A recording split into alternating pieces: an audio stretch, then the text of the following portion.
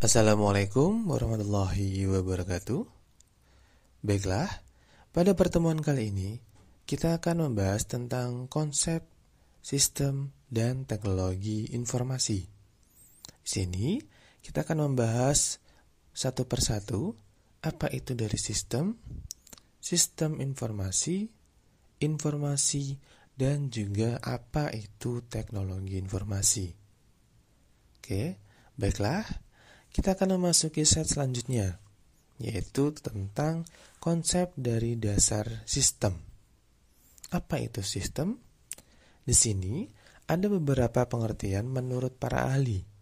Yang pertama, menurut Jerry Fitzgerald, yaitu sistem adalah suatu jaringan kerja dari prosedur-prosedur yang saling berhubungan, berkumpul bersama-sama untuk melakukan suatu kegiatan atau menyelesaikan suatu sasaran tertentu.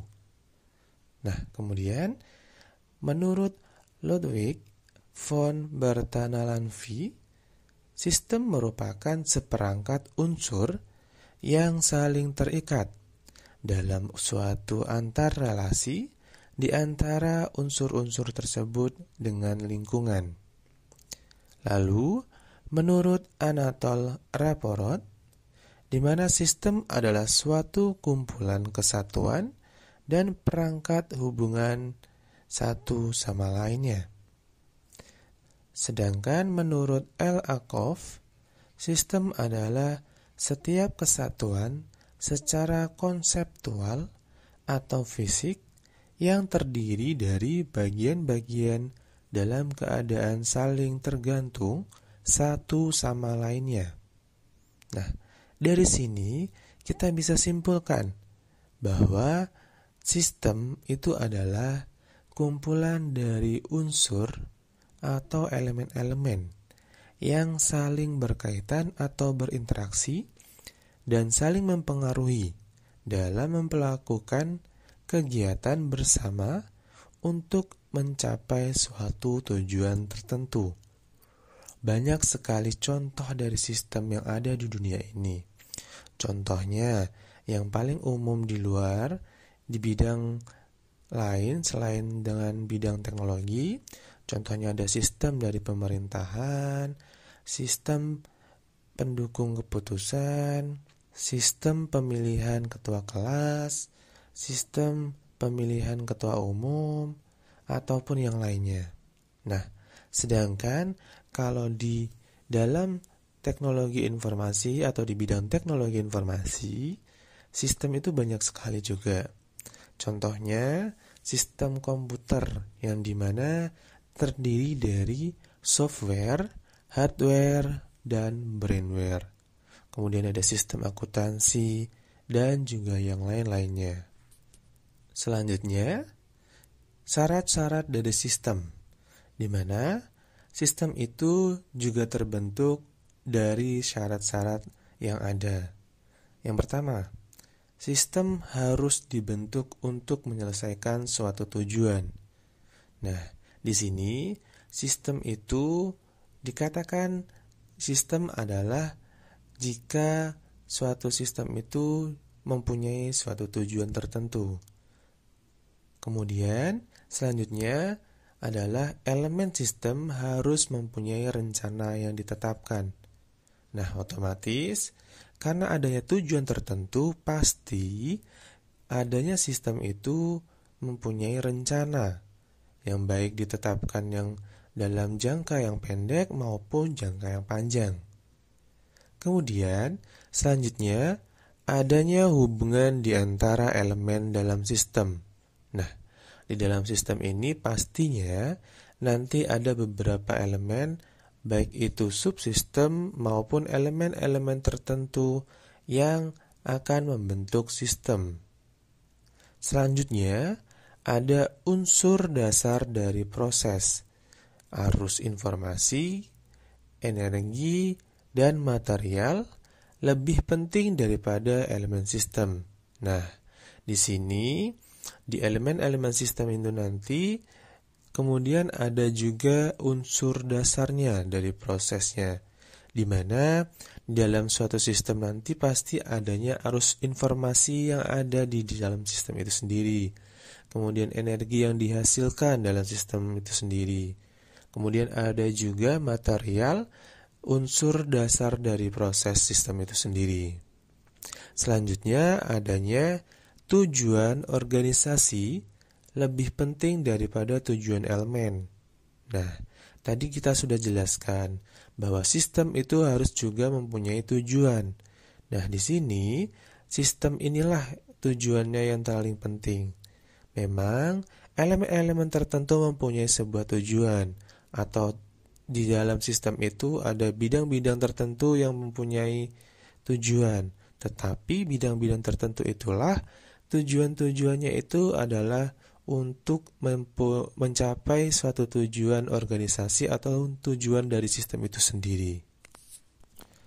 Baik, selanjutnya kita akan membahas karakteristik dari sistem.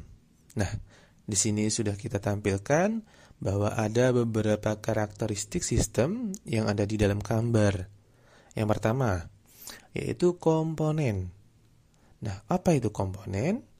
Suatu sistem itu terdiri dari sejumlah komponen yang saling berinteraksi, bekerja sama, membentuk satu kesatuan. Komponen-komponen sistem dapat berupa suatu subsistem atau bagian-bagian dari sistem. Setiap sistem tidak peduli betapapun kecilnya, selalu mengandung komponen-komponen ataupun subsistem-subsistem, di mana setiap subsistem ini mempunyai sifat-sifat dari sistem untuk menjalankan suatu fungsi tertentu dan mempengaruhi proses sistem secara keseluruhan. Suatu sistem dapat mempunyai suatu sistem yang lebih besar yang bisa disebut juga dengan suprasistem. Misalnya, suatu perusahaan dapat disebut dengan suatu sistem, dan industri yang merupakan sistem yang lebih besar dapat disebut juga dengan suprasistem. Kalau dipandang di industri sebagai suatu sistem, maka perusahaan dapat disebut sebagai subsistem. Demikian juga bila perusahaan kalau dipandang sebagai suatu sistem, maka sistem akuntansi adalah subsistemnya. Jadi, subsistemnya itu adalah lebih kecil daripada sistem itu sendiri. Yang kedua, ada batas sistem atau boundary, di mana batas sistem ini merupakan daerah yang membatasi antara suatu sistem dengan sistem yang lainnya atau dengan lingkungan luarnya. Nah, batasan sistem ini memungkinkan suatu sistem dipandang sebagai satu kesatuan. Karena dengan adanya batasan sistem ini, fungsi dan tugas dari subsistem yang satu dengan yang lainnya berbeda, tetapi tetap saling berinteraksi. Batas suatu sistem ini menunjukkan ruang lingkup atau skop dari sistem tersebut. Selanjutnya, ada lingkungan luar sistem atau environment. Segala sesuatu di luar dari batasan sistem yang mempengaruhi operasi dari suatu sistem dikatakan dengan lingkungan luar sistem atau environment. Nah, lingkungan luar sistem ini dapat bersifat menguntungkan ataupun juga dapat merugikan. Lingkungan luar yang menguntungkan harus dipelihara dan dijaga agar tidak hilang pengaruhnya. Sedangkan lingkungan luar yang merugikan otomatis harus dimusnahkan dan dikendalikan agar tidak mengganggu operasi dari sistem yang ada. Selanjutnya, ada penghubung sistem ataupun interface. Penghubung sistem atau interface ini merupakan media penghubung antara satu subsistem dengan subsistem yang lainnya untuk membentuk suatu kesatuan, sehingga sumber-sumber daya yang mengalir dari subsistem yang satu dengan subsistem yang lainnya, dengan kata lain, output dari suatu sistem akan menjadi input dari subsistem yang lainnya juga. Selanjutnya, adanya masukan sistem ataupun input, di mana masukan sistem ini merupakan energi yang dimasukkan ke dalam sebuah sistem. Nah, masukan ini dapat berupa masukan perawatan atau maintenance input adalah yang bisa dikatakan bahwa energi yang dimasukkan supaya sistem tersebut dapat beroperasi.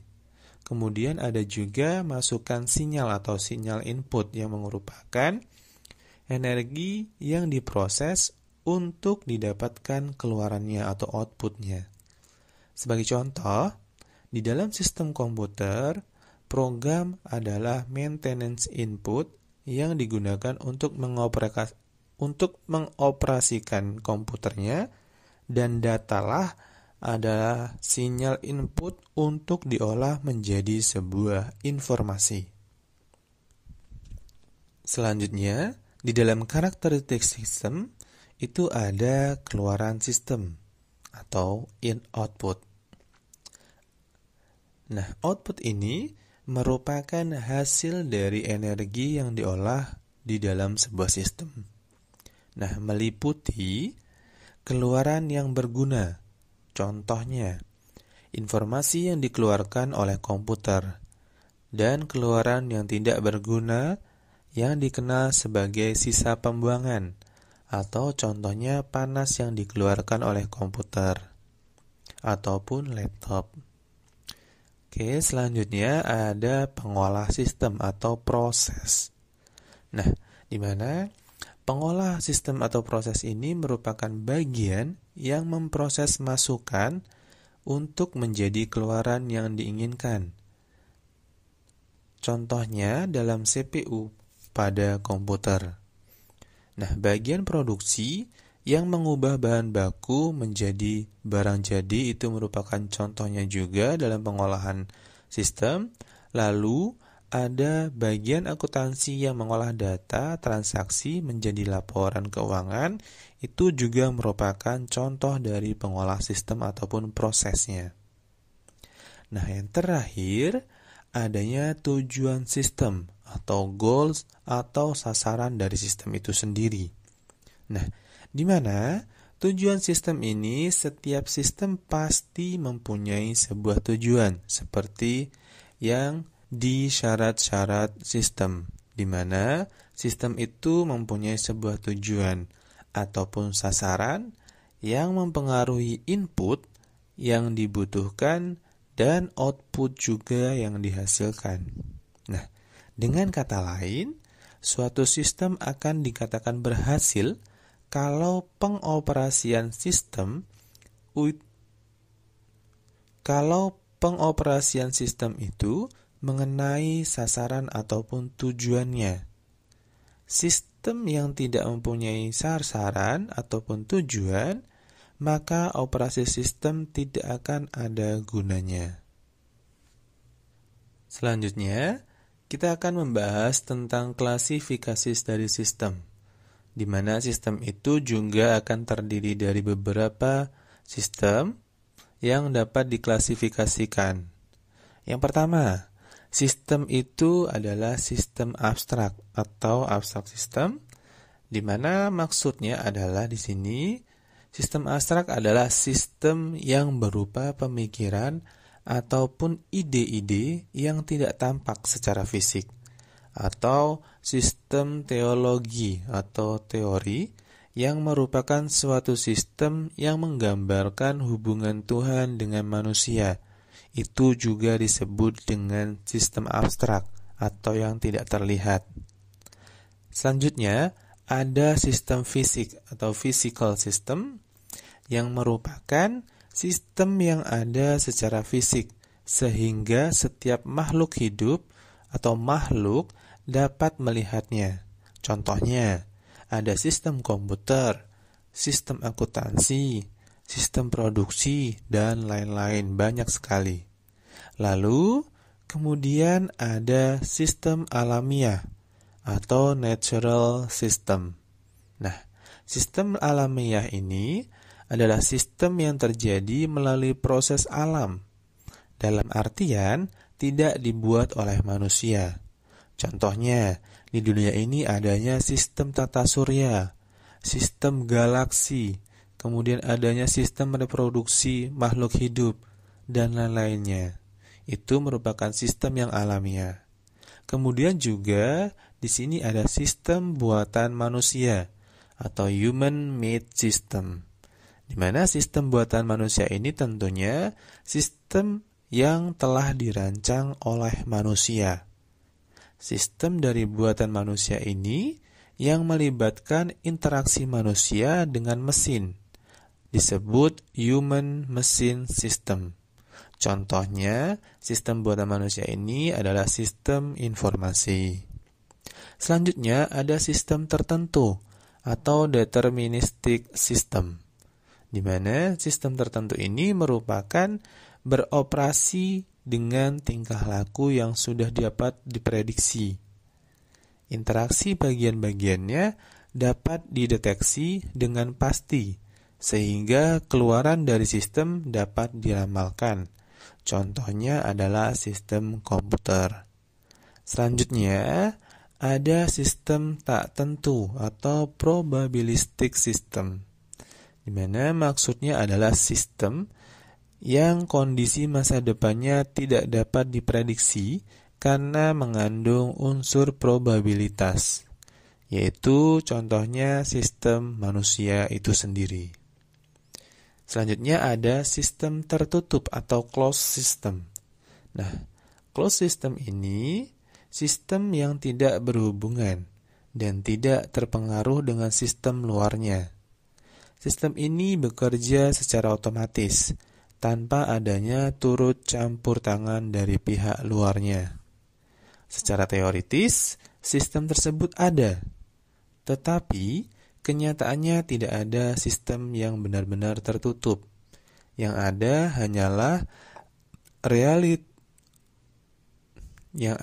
hanyalah relatively closed system atau secara relatif tertutup, tidak benar-benar tertutup. Lalu yang terakhir adanya sistem yang terbuka ataupun disebut dengan open system, di mana sistem yang berhubungan dan terpengaruh dengan lingkungan luarnya. Lebih spesifik, dikenal juga yang disebut dengan sistem terotomatisasi. Nah, yang merupakan sistem ataupun bagian dari sistem buatan manusia dan berinteraksi dengan kontrol oleh satu atau lebih komputer sebagai bagian dari sistem yang digunakan dalam masyarakat modern hingga saat sekarang ini. Selanjutnya, ada pelaku dari sistem. Nah, di mana pelaku dari sistem ini bisa kita kategorikan menjadi 7 kelompok, di mana yang pertama adalah tentu pemakai dari sistem itu sendiri. Pada umumnya, ada 3 jenis pemakai, yaitu adalah operasional, kemudian pengawas, dan juga eksekutif. Lalu yang kedua pelakunya adalah manajemen. Nah, umumnya terdiri dari 3 jenis manajemen, yaitu manajemen pemakai yang bertugas menangani pemakaian di mana sistem baru diterapkan. Kemudian ada manajemen sistem yang terlibat dalam pengembangan sistem itu sendiri, dan manajemen umum yang terlibat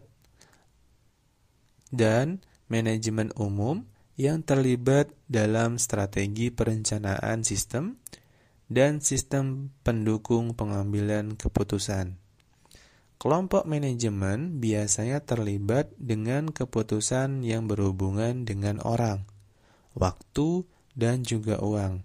Misalnya, sistem tersebut harus mampu melakukan fungsi dari X, Y, Z. Selain itu, harus dikembangkan dalam waktu 6 bulan dengan melibatkan programmer tentunya dari Departemen W dengan biaya sebesar X.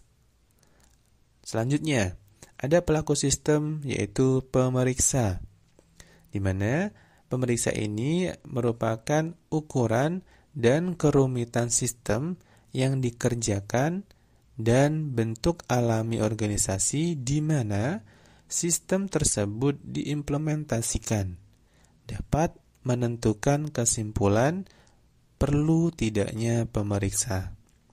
Pemeriksa biasanya menentukan segala sesuatunya berdasarkan ukuran-ukuran standar yang dikembangkan pada banyak perusahaan sejenis. Selanjutnya adalah pelaku sistem penganalisa sistem. Fungsi-fungsinya dari penganalisis sistem ini sebagai pertama arkeolog, yaitu yang menelusuri bagaimana sebenarnya sistem lama berjalan, bagaimana sistem tersebut dijalankan, dan segala hal yang menyangkut sistem yang lama. Itu merupakan tugas dari penganalis sistem.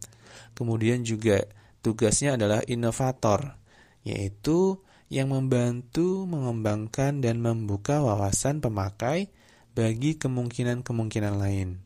Kemudian juga sebagai mediator, yaitu yang menjalankan fungsi komunikasi dari semua level, antara lain pemakai, manajer, programmer, pemeriksa, dan pelaku sistem yang lainnya, yang mungkin belum punya sikap dan cara pandang yang sama. Lalu penganalis sistem ini juga fungsinya adalah pimpinan proyek juga. Penganalis sistem ini haruslah personil yang lebih berpengalaman dari programmer atau desainer. Selain itu, mengingat penganalis sistem ini umumnya ditetapkan terlebih dahulu dalam suatu pekerjaan sebelum yang lain bekerja, adalah hal yang wajar jika penanggung jawab pekerjaan menjadi porsi dari penganalis sistem ini. Selanjutnya ada pendesain sistem atau desainer sistemnya. Pendesain sistem ini menerima hasil dari penganalis sistem berupa kebutuhan pemakai yang tidak berorientasi pada teknologi tertentu, yang kemudian ditransformasikan ke desain arsitektur tingkat tinggi dan dapat diformulasikan oleh programmer. Selanjutnya pelaku sistem itu adalah programmer. Nah, di sini sangat penting adanya programmer, di mana programmer ini mengerjakan dalam bentuk program dari hasil desain yang telah didesain oleh pendesain sistem yang akan ditransformasikan atau diformalisasikan ke dalam sebuah program. Nah, yang terakhir, pelaku sistemnya adalah personil pengoperasional. Nah, di sini personilnya bertugas dan bertanggung jawab di pusat komputer. Misalnya, jaringan, keamanan perangkat keras, keamanan perangkat lunak, pencetakan, dan juga backup. Di mana pelaku ini mungkin tidak diperlukan bila sistem yang berjalan tidak besar dan tidak membutuhkan klasifikasi khusus untuk menjalankan sistem. Itulah 7 kelompok yang disebut dengan pelaku sistem. Setelah kita mengetahui sistem, kita selanjutnya akan membahas tentang konsep dari informasi. Nah, di mana informasi ini adalah data yang telah diproses menjadi bentuk yang memiliki arti bagi penerima dan dapat berupa fakta menjadi suatu nilai yang bermanfaat. Jadi, ada suatu proses transformasi data yang menjadi sebuah informasi, di mana prosesnya yaitu adanya input, kemudian dilakukan sebuah proses yang menghasilkan output. Kemudian data di mana data ini merupakan raw material untuk suatu informasi. Nah, data ini juga disebut dengan kemudian data ini juga merupakan deskripsi tentang benda, kejadian, aktivitas, dan transaksi yang tidak mempunyai makna atau tidak berpengaruh secara langsung kepada pemakainya. Perbedaan informasi dan data sangat relatif, tergantung pada nilai gunanya bagi manajemen yang memerlukan. Suatu informasi bagi level manajemen tertentu bisa menjadi data bagi manajemen level di atasnya, ataupun sebaliknya. Nah, di sini informasi ini dapat diklasifikasikan ataupun ada beberapa yang mengenai informasi, di antaranya yaitu representasi dari informasi itu sendiri, di mana representasi ini pelambangan dari informasi itu sendiri. Misalnya, representasi dari biner yang ada di dalam informasi. Lalu, adanya kuantitas informasi. Maksudnya di sini adalah satuan ukuran informasi. Nah, tergantung representasi dari informasi itu sendiri. Untuk representasi biner, biasanya satuannya adalah bit, byte, word, dan lain-lainnya. Lalu ada kualitas informasi. Nah, informasi ini kualitasnya bias terhadap error. Karena kesalahan cara pengukuran dan pengumpulan, kegagalan mengikuti prosedur pemrosesan, kehilangan atau data tidak terproses, kesalahan perekaman atau koreksi data, kesalahan file history atau master, kesalahan prosedur pemrosesan, ketidakberfungsian sistem. Nah, di sini merupakan kualitas dari informasi. Bisa kita jadikan kualitas itu dari informasi itu jelek ataupun yang baik. Lalu, kualitas informasi ini tergantung pada 3 hal, yaitu informasi harus akurat, tepat waktu, dan relevan. Akurat ini berarti informasi harus bebas dari kesalahan-kesalahan dan tidak bias atau menyesatkan. Akurat juga berarti informasi harus jelas mencerminkan maksud dan tujuannya. Kemudian, kualitas informasi itu tepat pada waktunya, di mana informasi yang datang pada penerima tidak boleh terlambat. Lalu, relevan, berarti informasi tersebut mempunyai manfaat untuk pemakainya. Relevansi informasi untuk tiap-tiap orang, satu dengan yang lainnya itu pasti berbeda-beda. Selanjutnya ada umur informasi. Nah, kapan atau sampai kapan sebuah informasi memiliki nilai atau arti bagi penggunanya? Ada condition information mengacu pada titik tertentu dan operating system informasi menyatakan suatu perubahan pada suatu range waktu tertentu. Kemudian ada nilai informasi, di mana ditentukan dari 2 hal, yaitu pastinya manfaat dan juga biaya mendapatkannya. Nah, suatu informasi dikatakan bernilai bila manfaatnya lebih efektif dibandingkan dengan biaya mendapatkannya. Pengukuran nilai informasi ini biasanya dihubungkan dengan analisis cost efektivitas ataupun cost benefit. Nah, itulah yang dimaksud dengan informasi. Selanjutnya kita akan membahas tentang pengertian dari sistem informasi. Tadi sudah ada sistem, kemudian informasi. Nah, selanjutnya kita akan membahas sistem informasi itu apa. Di sini saya sajikan pengertian sistem informasi menurut beberapa ahli. Di antaranya yang pertama, menurut Bapak Hanif Al-Fatah, yaitu sistem informasi adalah suatu perhimpunan data yang bersistem dan prosedur pemakaiannya yang melingkupi lebih jauh daripada hanya penyiapan.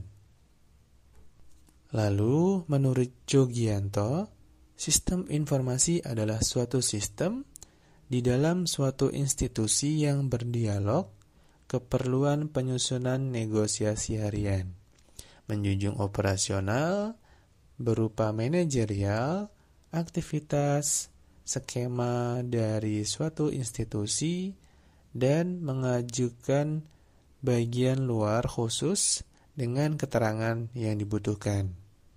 Lalu menurut Gordon B. Davis, di mana sistem informasi adalah suatu sistem yang memberi input ataupun keterangan data dan perintah, lalu mengatur data yang efisien dengan perintah dan membuat hasilnya. Sedangkan menurut Boltner dan Hopwood, sistem informasi ini ialah himpunan hardware dan software yang disiapkan untuk perubahan data ke dalam bagian informasi yang lebih bermanfaat. Jadi, sistem informasi adalah gabungan antara teknologi informasi dan aktivitas orang yang memakai teknologi tersebut untuk membantu operasi dan manajemen. Nah, secara umum, sistem informasi itu adalah kegiatan atau aktivitas yang melibatkan serangkaian proses berisi informasi-informasi yang digunakan untuk mencapai suatu tujuan. Nah, selain itu, definisinya juga suatu sistem terintegrasi yang mampu menyediakan informasi yang bermanfaat bagi penggunanya. Ada juga sistem informasi itu sebuah sistem terintegrasi atau sistem manusia-mesin untuk menyediakan informasi untuk mendukung operasi manajemen dalam suatu organisasi. Sistem informasi juga dikatakan sekumpulan prosedur manual atau terkomputerisasi yang mengumpulkan, mengambil, mengolah, menyimpan, dan menyebarkan informasi dalam mendukung pengambilan dan kendali keputusan. Kemudian sistem informasi juga dimaksud sekelompok orang, prosedur, input, output, dan pengolahannya secara bersama-sama, menghasilkan sebuah informasi yang akurat, tepat waktu, dan relevan bagi penggunanya. Nah, di sini kita bisa menyimpulkan ada 4 operasi dasar dari sistem informasi, yaitu mengumpulkan, mengolah, menyimpan, dan juga menyebarkan informasi. Nah, informasi mungkin dikumpulkan dari lingkungan dalam ataupun luar, dan memungkinkan didistribusikan ke dalam ataupun juga keluar organisasi. Contohnya dalam sebuah sistem informasi penjualan, pengumpulan data itu berupa transaksi dan faktur penjualan, kemudian transaksi pemesanan. Sedangkan pada pengolahan itu adalah hitungan total penjualan faktur, hitungan rekapitulasi penjualan per hari, per minggu, per bulan ataupun per tahun, kemudian juga pengolahan rugi laba penjualan. Sedangkan pada proses penyimpanan, data tersebut disimpan dalam data penjualan, kemudian data konsumen, dan juga kemudian data supplier. Selanjutnya, didistribusikan ke pelanggan ataupun ke manajer penjualan dan juga pimpinan informasi tersebut. Sistem ini memanfaatkan perangkat keras dan juga perangkat lunak komputer, kemudian prosedur manual, model manajemen, dan juga basis data. Selanjutnya kita akan membahas komponen fisik dari sistem informasi itu sendiri, di mana sistem informasi ini juga mempunyai komponen fisik, Yang pertama, perangkat keras komputer. Atau biasanya di sini ada CPU, storage, ataupun penyimpanan, perangkat input ataupun output, bisa dari keyboard, kemudian ada printer, kemudian terminal untuk interaksi, dan media komunikasi data. Nah, selanjutnya ada perangkat lunak komputer, di mana perangkat lunak ini biasanya ada sistem informasi ataupun sistem operasi dan utility-nya. Ada Windows, ada Linux, ada juga macOS, kemudian juga perangkat lunak umum aplikasi. Biasanya adalah bahasa pemrograman. Ada perangkat lunak aplikasi, contohnya itu ada aplikasi akuntansi, aplikasi yang mendukung keputusan, aplikasi Word, aplikasi Excel, dan juga yang lainnya. Itu merupakan perangkat lunak umum dari aplikasi. Selanjutnya, di dalam komponen fisik suatu sistem informasi itu pasti adanya data atau basis data, di mana basis data ini merupakan penyimpanan data pada media penyimpanan komputer ataupun storage yang ada di komputer. Selanjutnya, sistem informasi itu mempunyai komponen fisik sebuah prosedur. Pastinya dalam informasi itu adanya langkah-langkah penggunaan sistemnya. Lalu, yang tidak kalah pentingnya adalah komponen fisik sistem informasi itu ada personil untuk mengoperasikan SDM. Biasanya meliputi clerical personnel atau bisa disebut untuk menangani transaksi dan pemrosesan data dan melakukan inquiry atau biasa disebut dengan operator. Kemudian ada personil first level manager. Itu maksudnya untuk mengelola pemrosesan data didukung dengan perencanaan, penjadwalan, identifikasi situasi, out of control, dan juga pengambilan keputusan level menengah ke bawah. Kemudian ada personil staff spesialis. Ini biasanya disebut orang yang digunakan untuk menganalis, untuk perencanaan, dan juga pelaporan. Selanjutnya ada manajemen. Nah, maksudnya adalah untuk pembuat laporan berkala, permintaan khusus, analisis khusus, laporan khusus, kemudian pendukung identifikasi masalah dan peluang. Sistem informasi juga dapat diklasifikasikan sebagai sistem informasi yang formal dan juga informal, di mana sistem informasi formal ini adalah sistem informasi yang memiliki prosedur dan kebijakan tertulis dalam dokumen. Contohnya Undang-Undang Pajak Penjualan. Lalu ada sistem informasi informal. Adalah sistem informasi yang memiliki prosedur dan kebijakan yang tidak tertulis dalam sebuah dokumen. Contohnya, kalau kita biasanya sering kelihatan adalah pemberian diskon penjualan secara tidak terduga. Selanjutnya kita akan membahas tentang pendekatan sistem informasi. Nah, sistem informasi ini dipelajari di berbagai disiplin ilmu. Seperti yang pertama itu adalah disiplin ilmu komputer yang berkaitan dengan teori-teori perhitungan, metode komputasi, dan juga metode penyimpanan dan akses data yang efisien. Selanjutnya, ada disiplin ilmu manajemen yang biasanya memberikan penekanan pada model-model normatif dari pembuatan ataupun pengambilan keputusan dan juga praktek dari manajemen. Selanjutnya, disiplin ilmu riset operasional yang berfokus pada teknik-teknik matematis untuk mengoptimalkan parameter-parameter organisasi yang terpilih, seperti biaya transportasi, kendali persediaan, dan juga biaya transaksi. Kemudian ada SIM atau Sistem Informasi Manajemen yang memusatkan pada sistem informasi yang berkaitan dengan komputer dan merupakan gabungan atau kombinasi dari ilmu komputer, ilmu manajemen, dan juga riset operasional untuk membentuk sistem dan aplikasi.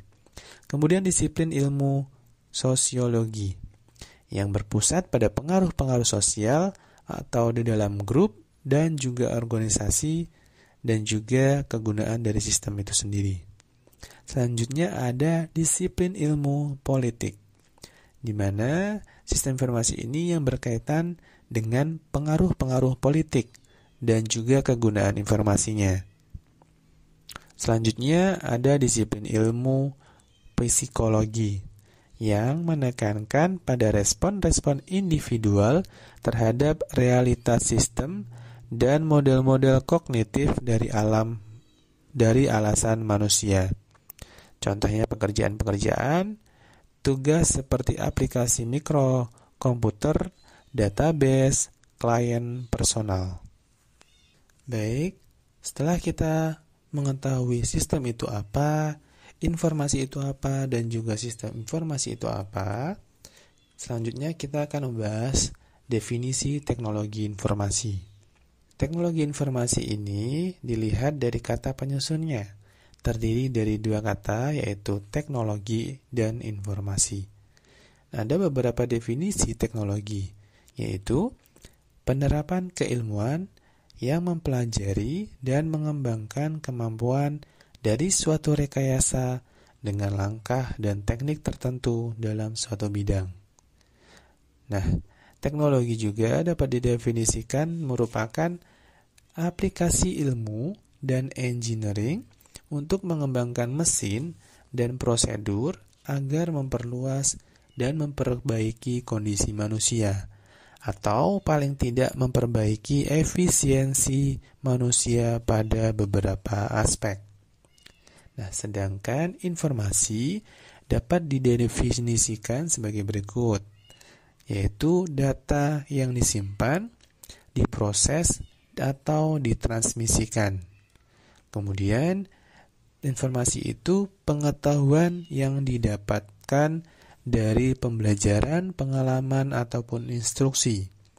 Nah, informasi juga merupakan data yang sudah diolah menjadi suatu bentuk lain yang berguna, yaitu pengetahuan atau keterangan yang ditujukan bagi penerima dalam pengambilan keputusan, baik di masa yang sekarang maupun masa yang akan datang. Jadi, pengertian dari teknologi informasi itu adalah hasil rekayasa manusia terhadap proses penyampaian informasi dari bagian pengirim ke bagian penerima, sehingga pengiriman informasi tersebut akan lebih cepat, lebih luas penyebarannya, dan juga lebih lama penyimpanannya. Dari sejarah teknologi informasi, pada awal sejarahnya itu, manusia bertukar informasi melalui bahasa. Maka bahasa inilah yang dimaksud dengan teknologi. Bahasa memungkinkan seseorang memahami informasi yang disampaikan oleh orang lain. Tetapi bahasa yang disampaikan dari mulut ke mulut hanya bertahan sebentar, yaitu hanya pada saat si pengirim menyampaikan informasi melalui ucapannya itu saja. Setelah ucapan selesai, maka informasi yang berada di tangan si penerima itu akan dilupakan dan tidak bisa disimpan lama. Selain itu, jangkauan suara juga pasti terbatas untuk jarak tertentu. Meskipun masih terdengar, informasi yang disampaikan lewat bahasa suara akan terdegradasi bahkan hilang sama sekali. Nah, setelah itu teknologi penyampaian informasi berkembang melalui gambar. Dengan gambar, jangkauan informasi lebih bisa jauh. Gambar ini bisa dibawa kemana-mana dan disampaikan kepada orang lain. Selain itu, informasi yang ada akan bertahan lebih lama.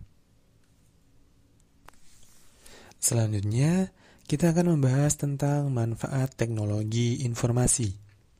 Nah, manfaat teknologi informasi ini banyak sekali yang sudah dinikmati oleh manusia, seperti dalam perusahaan, dunia bisnis, sektor perbankan, pendidikan, dan juga kesehatan, yang dapat membantu manusia dalam melakukan aktivitasnya, dan tentunya meningkatkan kualitas hidupnya, Adapun penjelasannya dalam bidang tersebut adalah yang pertama adalah penerapan teknologi informasi dalam sebuah perusahaan. Nah, kebutuhan efisiensi waktu dan biaya menyebabkan setiap pelaku usaha merasa perlu menerapkan teknologi informasi dalam lingkungan kerjanya. Penerapan teknologi informasi menyebabkan perubahan pada kebiasaan kerjanya. Misalnya, pada penerapan Enterprise Resource Planning contohnya. Nah, ERP ini adalah salah satu aplikasi perangkat lunak yang mencakup sistem manajemen dalam sebuah perusahaan. Selanjutnya, penerapan teknologi dalam dunia bisnis. Dalam dunia bisnis, teknologi informasi dimanfaatkan untuk perdagangan secara elektronik atau biasanya kita lebih mengenal contohnya sebagai e-commerce. E-commerce adalah perdagangan menggunakan jaringan internet. Nah, saat ini banyak sekali aplikasi-aplikasi e-commerce yang beredar. Contohnya saja ada Shopee, Bukalapak, Tokopedia, Akulaku, Blibli, dan masih banyak yang lainnya. Kemudian ada penerapan teknologi informasi dalam perbankan. Nah, penerapan teknologi informasi ini dalam dunia perbankan adalah diterapkannya transaksi perbankan melalui internet atau contohnya bisa kita kenal dengan internet banking atau m-banking yang disebut juga dengan mobile banking. Beberapa transaksi yang dapat dilakukan melalui internet banking biasanya antara lain adanya transfer uang, pengecekan saldo, pemindah bukuan, kemudian pembayaran tagihan listrik, air, kemudian ada informasi juga rekening itu sendiri. Selanjutnya adalah penerapan teknologi informasi dalam dunia pendidikan. Teknologi pembelajaran terus mengalami perkembangan seiring perkembangan zaman itu sendiri. Dalam pelaksanaan pembelajaran sehari-hari, makalah teknologi informasi dan komunikasi sering kita jumpai. Kombinasi teknologi audio ataupun data, kemudian video atau data, dan juga audio, video, dan internet. Nah, di sini internetlah yang penting merupakan alat komunikasi yang murah, di mana memungkinkan terjadinya interaksi antara dua orang ataupun lebih. Di dalam dunia pendidikan ini, kemampuan dan karakteristik internet memungkinkan terjadinya proses belajar mengajar jarak jauh, atau contohnya yang bisa kita sebut dengan e-learning. Saat ini kita sudah biasa menggunakan e-learning dalam proses pembelajaran yang menjadi lebih efektif dan efisien sehingga dapat diperoleh hasil yang lebih baik lagi. Kemudian adanya penerapan teknologi informasi dan komunikasi dalam dunia kesehatan. Nah, sistem berbasis kartu card atau kartu cerdas smart card itu adalah contohnya yang dapat digunakan juru medis untuk mengetahui riwayat penyakit pasien yang datang ke rumah sakit. Karena dalam kartu tersebut, para juru medis dapat mengetahui riwayat penyakit pasien. Digunakannya robot itu bisa untuk membantu proses operasi pembedahan serta penggunaan komputer hasil pencitraan 3 dimensi untuk menunjukkan letak tumor di dalam sebuah pasien maupun penyakit-penyakit yang lainnya. Selanjutnya, yang terakhir adalah manfaat di dalam bidang pemerintahan. Contohnya di sini adalah e-government, adalah penggunaan teknologi informasi yang dapat meningkatkan hubungan antara pemerintah dan pihak-pihak lain. Penggunaan teknologi seperti ini kemudian menghasilkan hubungan bentuk baru, seperti government to citizen atau pemerintah kepada masyarakat, kemudian government to business atau pemerintah dalam bisnis, kemudian government to government, yaitu pemerintahan ke pemerintahan juga. Contohnya di sini banyak sekali website yang sudah ada di dalam suatu pemerintahan, baik dalam pemerintahan tertinggi di negara kemudian ada juga di dalam gubernur, kemudian bupati, maupun dalam suatu kecamatan juga ada e-government itu sendiri. Sebuah penggunaan teknologi informasi ini pasti mempunyai dampak positif dan juga dampak negatif. Nah, di sini dampak positifnya yang pertama itu adanya internet sebagai media komunikasi. Merupakan fungsi internet yang paling banyak digunakan di mana setiap penggunanya internet dapat berkomunikasi dengan pengguna lainnya, baik itu dalam antar wilayah, antar daerah, antar benua, ataupun bahkan sekarang seluruh dunia. Kemudian dampak positifnya adalah media pertukaran data dengan menggunakan email. Kemudian ada FTP, kemudian juga World Wide Web atau WWW atau jaringan dari situs-situs web. Para pengguna internet di seluruh dunia dapat saling bertukar informasi dengan cepat dan murah. Apalagi di zaman sekarang ini sudah ada kecepatan internet yang sudah mencapai 5G. Dulu mungkin masih prosesnya adalah 2G atau HC, kemudian ada 3G, HSDPA, kemudian sudah ada 4G, selanjutnya terakhir sudah ada 5G. Kemudian media untuk mencari informasi ataupun data. Nah, perkembangan dalam dunia internet itu sangat pesat, menjadikan World Wide Web atau situs web sebagai salah satu sumber informasi yang penting dan juga akurat. Banyak kita ketahui informasi-informasi itu yang menjadikan data bagi kita itu banyak berasal dari internet. Contohnya, ada data kasus positif dalam sebuah pandemi. Sekarang itu COVID-19. Kemudian ada juga data-data kesehatan yang lainnya bahwa ada beberapa penyakit yang menular. Kemudian ada juga penyakit yang tidak menular. Kemudian ada informasi tentang pemerintahan. Itu semuanya merupakan media untuk mencari informasi ataupun data. Kemudian dampak positifnya itu adalah kemudahan memperoleh informasi tentunya yang ada di internet. Sehingga manusia itu tahu apa saja yang sedang terjadi, apapun yang sudah terjadi, apa saja yang ada di dalam sebuah masyarakat.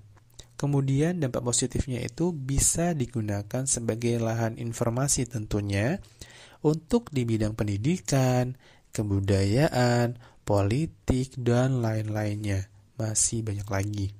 Kemudian yang terakhir, dampak positifnya adalah kemudahan bertransaksi tentunya dan berbisnis dalam bidang perdagangan, sehingga tidak perlu pergi menuju ke suatu tempat penawaran ataupun penjual ataupun toko. Banyak sekali sekarang kemudahan bertransaksi ini diwujudkan dalam suatu aplikasi e-commerce. Yang tadi saya contohkan ada Shopee, kemudian ada Bukalapak, kemudian ada Tokopedia, Akulaku, Blibli, dan masih banyak yang lainnya. Selain penggunaan teknologi itu berdampak positif, pasti juga ada dampak negatif yang digunakan oleh penggunanya. Yang pertama dampak negatifnya adalah pornografi. Anggapan yang mengatakan bahwa internet itu identik dengan pornografi memanglah tidak salah. Dengan kemampuan penyampaian informasi yang dimiliki internet saat ini, pornografi pun pasti merajalela. Untuk mengantisipasi hal ini, para produsen browser biasanya melengkapi program mereka dengan kemampuan untuk memilih jenis homepage yang dapat diakses. Di internet terdapat gambar-gambar pornografi dan kekerasan yang bisa mengakibatkan dorongan kepada seseorang untuk bertindak lebih kriminal. Kemudian ada violence dan gore. Nah, violence dan gore ini maksudnya kekejaman dan kesadisan juga pasti banyak ditampilkan di internet. Karena segi bisnis dan isi pada dunia internet tidaklah terbatas. Bahkan dalam dunia internet ini isinya semuanya tidak bisa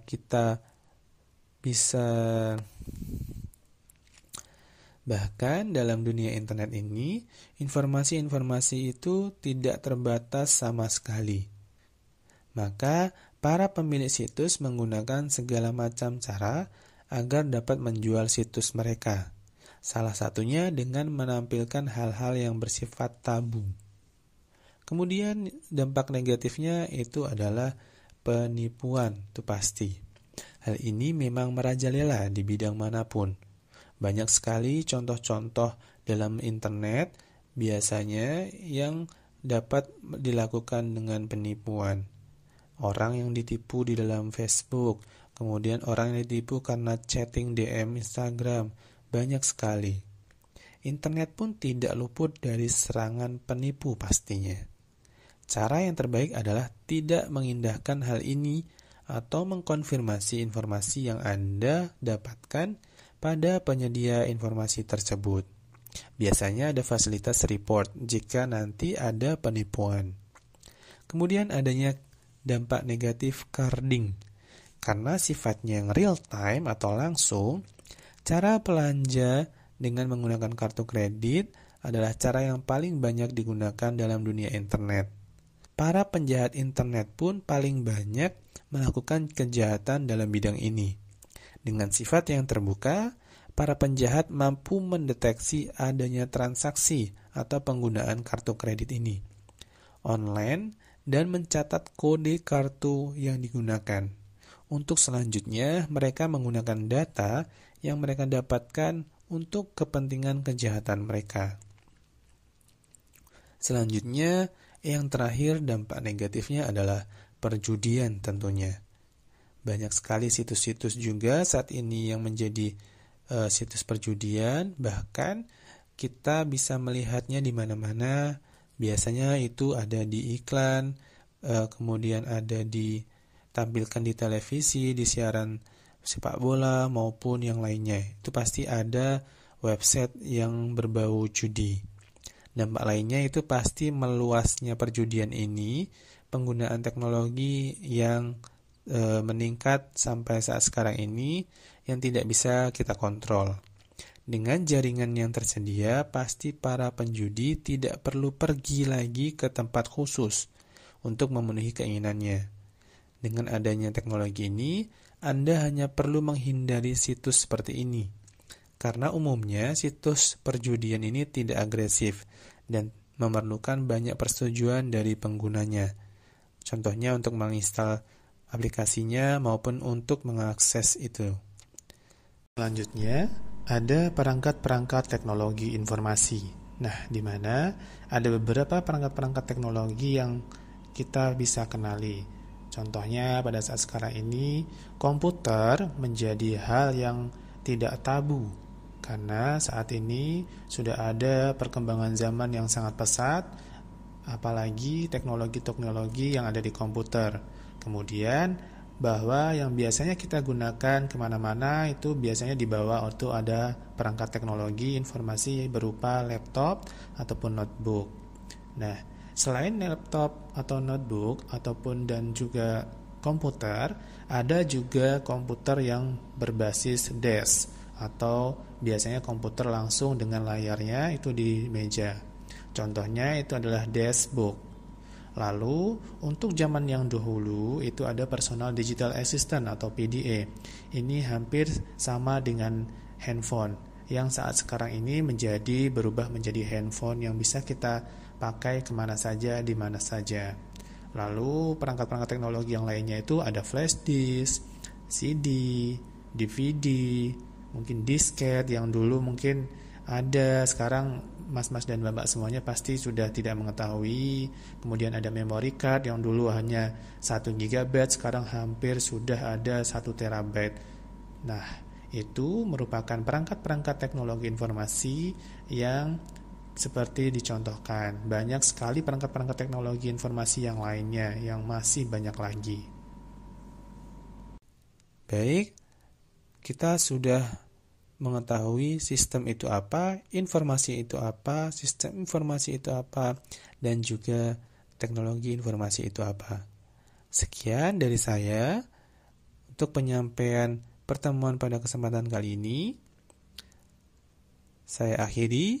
Assalamualaikum warahmatullahi wabarakatuh.